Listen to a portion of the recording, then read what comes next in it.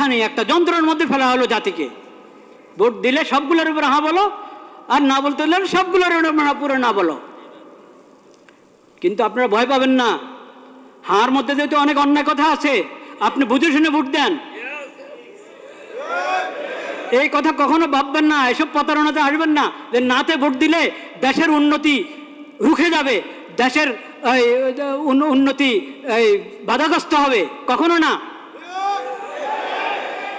দেশের কিসমত যদি ভালো হয়, জনগণের কিসমত যদি ভালো হয়, শাসকদের যদি নিয়ত ভালো হয়, তাহলে না ভোট, সবাই নার মধ্যে ভোট দিলেও দেশের উন্নতি চলতে থাকবে ইনশাআল্লাহ।